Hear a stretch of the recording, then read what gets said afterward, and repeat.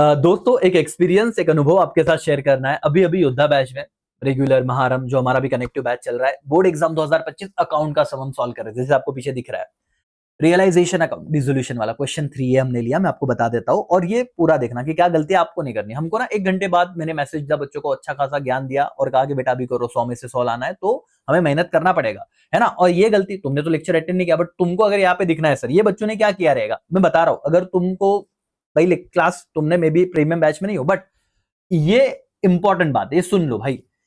तो एकदम सब एकदम भारी किया। हमें पता है ना सर कि डिसोल्यूशन के वक्त ये पूरा बैलेंस शीट खाली करना है अपने को, असेट ट्रांसफर करने, लाइबिलिटी ट्रांसफर करना है, कैपिटल अकाउंट में ट्रांसफर करना है, बैंक अकाउंट ब्रॉट डाउन करना है, सारी चीजें पता है। एडजस्टमेंट के दो इफेक्ट हमने बराबर एकदम मस्त दे दिए, सब कुछ एकदम परफेक्ट हो गया सर। 10 मार्क के लिए 20 मिनट 25 मिनट ज्यादा से ज्यादा, बट अब सब हो गया।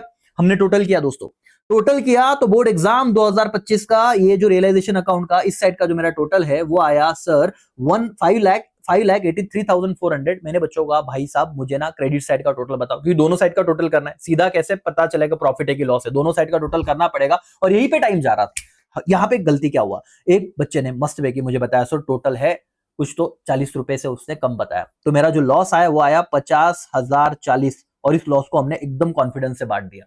बाद में हमने करेक्ट किया, सारा अनुभव बता रहा हूं सर। आगे बढ़े क्योंकि देखो एक ने कैलकुलेट किया, सबने भरोसा रखा, मैंने भी रखा भाई बराबर होगा। आगे वही लॉस इधर आया। फिर क्या था, सिंपल सी चीज थी, पार्टनर्स कैपिटल को हमें जो भी बैलेंस करना है सर, यहाँ पे कैरिड डाउन वाला मतलब टू बैंक आया और ये सारे अमाउंट को हमने ट्रांसफर कर दिया कहां पे, बैलेंस शीट के यहाँ पे, सॉरी बैंक अकाउंट के क्रेडिट साइड में, बैंक अकाउंट के क्रेडिट साइड में। अब प्रॉब्लम ये हो गया कि ये साइड आया हमारा 1,86,120 और ये साइड आ रहा था 1,86,000 समथिंग 80, 40 रुपए से लफड़ा। अभी सोचा क्या गलती हो गया, सब कुछ तो सही बताया, मैं बता रहा हूँ लाइव सेशन था, फुल टेंशन। फिर हमने चेक किया, क्रॉस चेक, किधर भी गलती नहीं, किधर भी गलती नहीं, ये छोटे छोटे टोटल्स होते, इसका टोटल किया, ये बराबर, ये बराबर, ये बराबर। सोचा अब क्या लफड़ा है। मैंने बोला ये गलती किया भाई, बच्चों पे एक जगह भरोसा रखा है, एक स्टूडेंट पे, मतलब उसकी भी गलती नहीं यार, गलती इंसानों से ही हो सकती है, कैलकुलेशन वही तो सीख है ना, वही तो सीख हमको मिले, अच्छा हुआ गलती किया। फिर मैंने वो गलती किया, वो चेक किया हमने, तो पता चला कि भाई लॉस तो 50,000 आ रहा है, 40 कम बताया इसलिए, तो टोटल की वजह से अभी लॉस बराबर 50 निकाला, वो 20 और 10 में बांटा। तो ये चेंज पहले हुआ।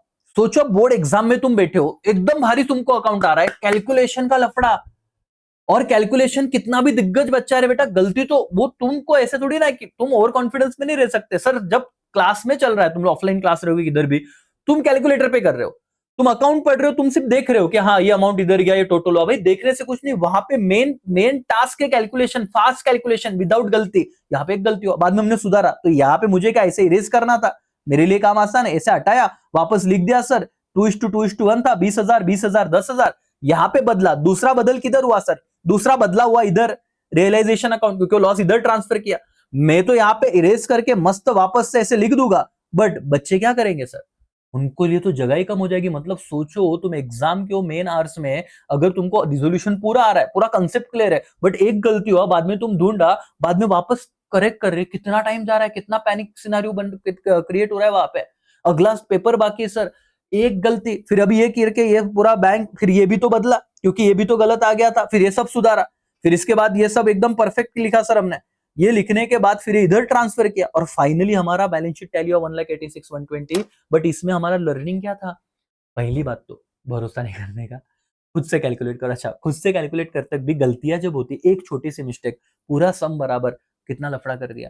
तो सोचो अगर एक सवाल तुम्हारा टैली नहीं हुआ, क्योंकि सब बच्चे उम्मीद लगा के चलते सर ऐसा हमको भी दिखने का है 100 में से 100, ये देखो नीचे, और अगर एक गलती हुआ तो फिर लगता कि सर आता माझं काय खरं नहीं।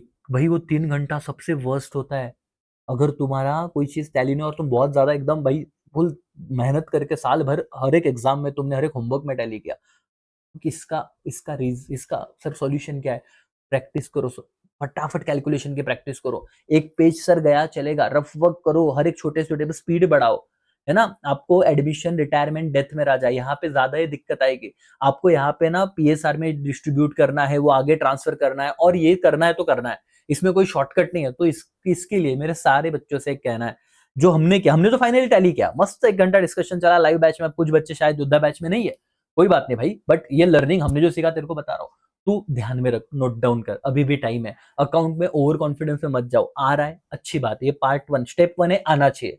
आ गया। स्टेप 2 है अब कैलकुलेशन फास्ट कर, और उम्मीद है तुम कैलकुलेशन पे मेहनत कर रहे हो, है ना। और टारगेट दे रहा हूं सारे बच्चों को, भाई बोर्ड एग्जाम 2025 का ये पेपर सॉल्व करना है आपको। AKCA ऐप में अवेलेबल है, प्रीवियस ईयर क्वेश्चन पेपर में अकाउंट्स में 2025 का पेपर आपको मिलेगा। देखिए और सॉल्व करके देखिए टैली अमाउंट ये होता है कि नहीं। मैं आपको अमाउंट भी बताता हूँ, इस अमाउंट पे टैली होना चाहिए 186 120। ठीक है, चलो बाय बाय, टेक केयर।